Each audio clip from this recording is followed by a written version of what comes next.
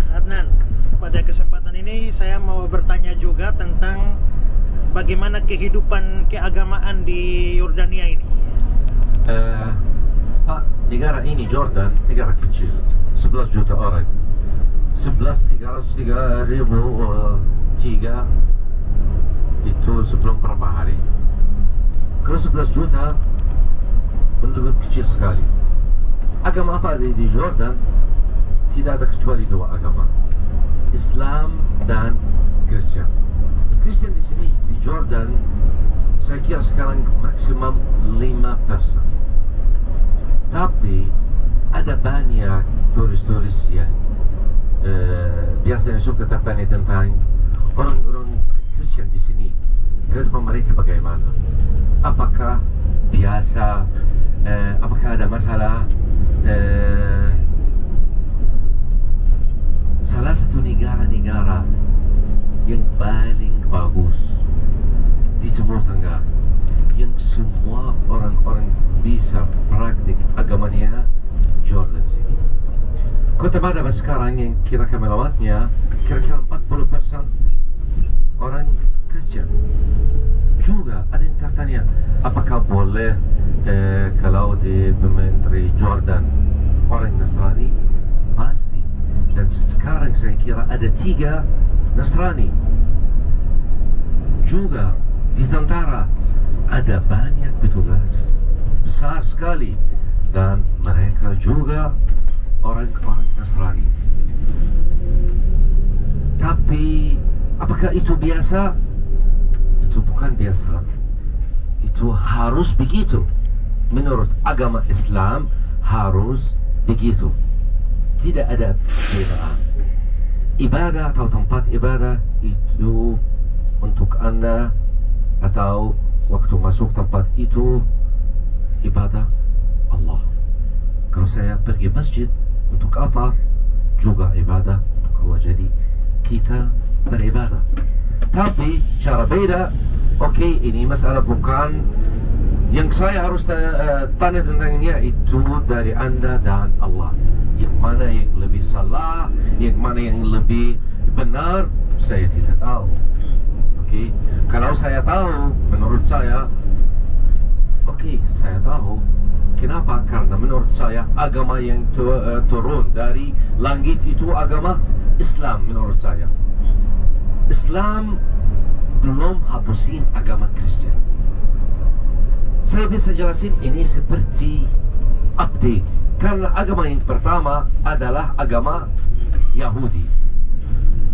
Waktu Yesus Kristus datang dan mulai berbicara tentang agama baru, apakah Yesus Kristus hapusin agama Yahudi? Belum. Dia update saja. Juga Islam belum hapusin agama Kristen dan agama Yahudi. Tidak. Atau saya tidak mukmin baik kalau saya tidak percaya agama Nasrani dan agama Yahudi. Tapi sekarang di negara-negara yang belum bisa memahami Al-Quran dan yang belum bisa memahami bahasa Arab, ada banyak masalah-masalah karena berapa kata yang orang-orang Muslim misalnya di Indonesia suka berbicara tentangnya. Apa itu? Kata kafir misalnya. Kalau Anda bicara sama orang Nasrani, kenapa Anda duduk sama dia orang kafir?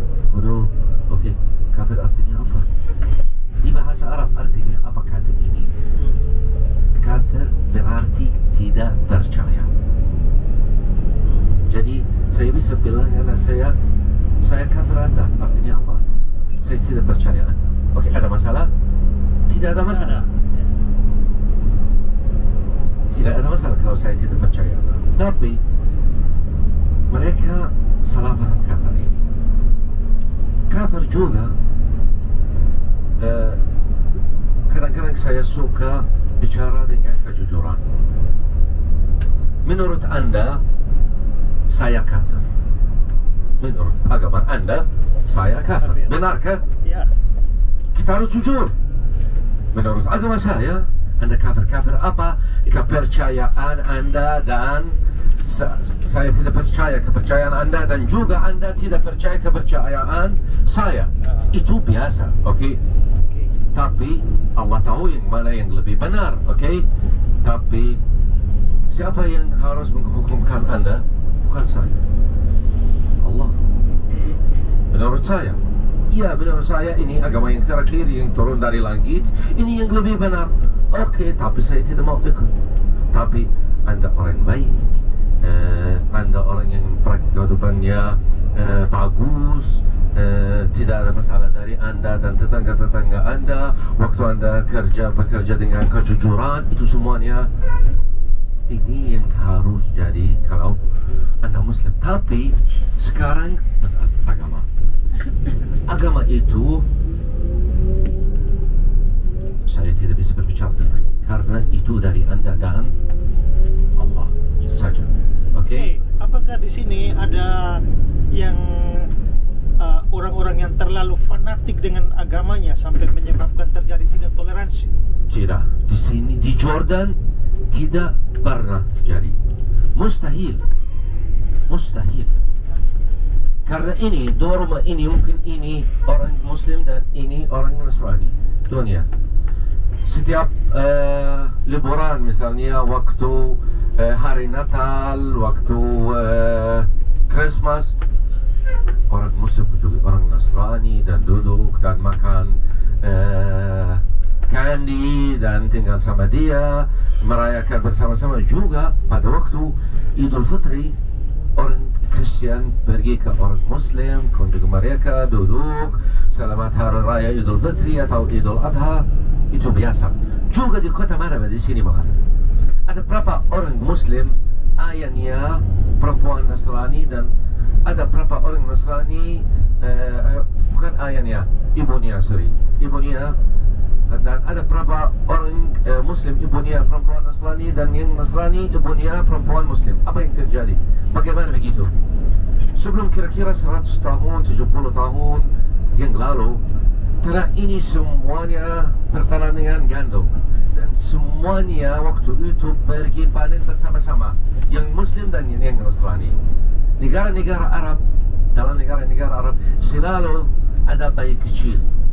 Siapa yang bisa jaga bayi kecil itu? Biasanya semua wanita-wanita cari wanita yang baru melahirkan anaknya, dan dia tidak bisa pergi ke panen. Jadi mungkin ada di dalam rumahnya 5-6 anak kecil, tapi mungkin setelah 2 jam 3 jam mulai nangis. Dia perlu apa? Disusui, tapi ibunya tidak ada di sini. Siapa waktu itu yang menyusuinya? Perempuan yang jaga dia. Mungkin dia Muslim, ayahnya ibunya Muslim, dan dia Nasrani. Bodoh, tidak ada masalah. Dia kasih dia susu sampai dia diam atau sampai ibunya balik. Itu sama juga dengan wanita yang Muslim. Ya, dia Nasrani, saya Muslim. Oke, tapi dia perlu makanan. Jadi sekarang ini bukan masalah agama, sekarang humanity. Oke. Setelah sebentar, setelah dia orang tua atau umurnya 40 tahun, 30 tahun, 50 tahun, wanita itu masih ibu saya. Dia ibu saya. Jadi setiap Idul Fitri, Idul Adha, saya harus kunjungi ibu Nasrani yang saya. Dan juga saya tidak bisa menikah anak perempuan dia. Kenapa? Saudara saya. Mereka saudara. Jadi di sini di kota Madaba, kota Ajlon, kota Karak, sudah terjadi berapa kali. Dan juga ada berapa orang Nasrani, saya tidak pasti kalau di kota ini atau di kota Ajlon, namanya Muhammad. Orang Kristen ya? Ya. Itu biasa. Ya. Tetangganya orang baik sekali, bantu dia banyak, dan dia perlu bantuan, bla bla bla. Dan ketika istrinya lahir waktu itu, dia bilang, ya, saya mau nama dia atas nama tetangga itu yang bernama Muhammad. Tidak ada masalah. Jadi di Jordan tidak ada bedaan dari orang Muslim atau orang Nasrani, maksud saya tentang kehidupan. Tapi tempat ibadah buat Anda, pergi ke gereja hari Minggu, saya pergi ke masjid. Di Indonesia setiap tahun kalau mau acara Natal, maka selalu saja muncul bahwa kalau mengucapkan Natal itu haram. Nah, bagaimana dengan itu haram, tidak bisa bilang selamat hari Natal atau itu.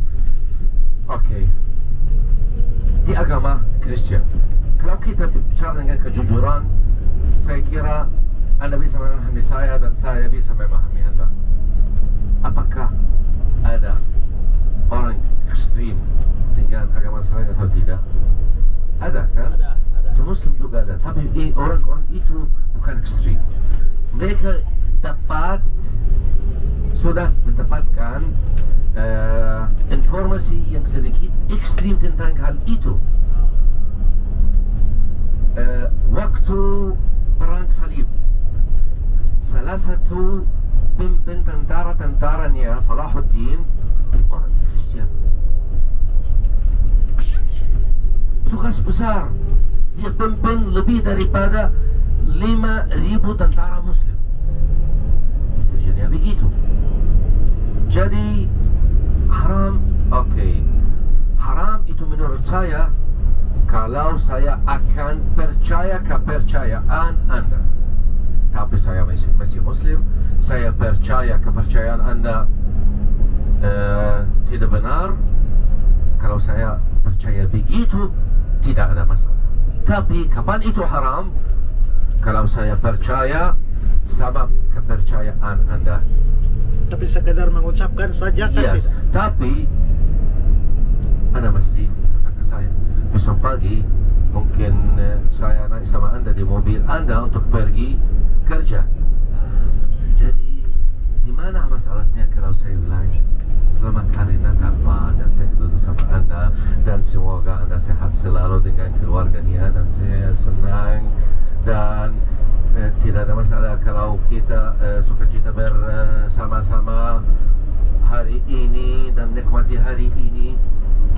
Itu hari kesenangan. Jadi menurut saya lebih baik kalau saya lakukan itu begitu. Kenapa?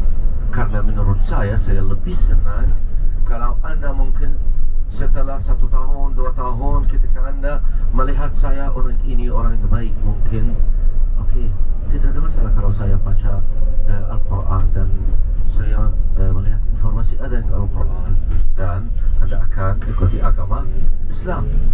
Juga itu sekarang sudah terjadi mungkin 1000 kali. Dan juga ada orang Muslim yang mulai ikutin agama Kristen di Indonesia dan saya sudah melihat mereka di kota Medan.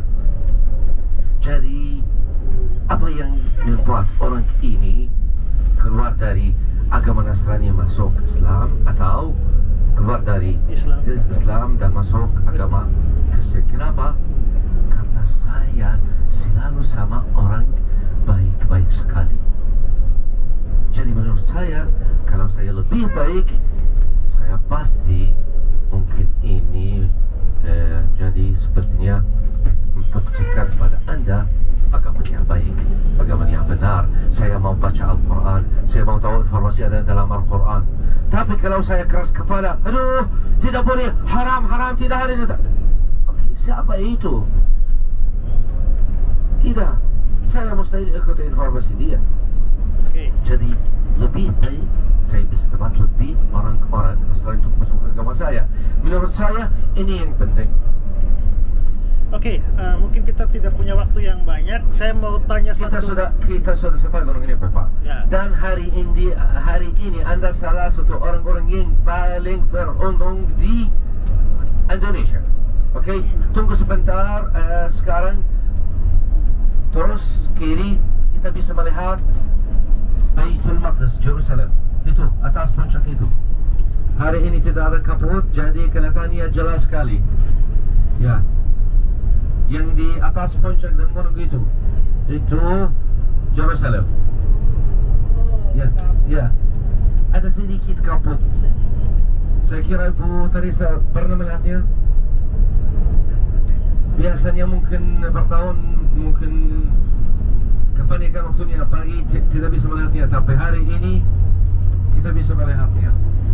Oke, butuh sedikit informasi Adnan, Ya. bahwa ada aneh bahwa di Yordania tidak ada agama Yahudi.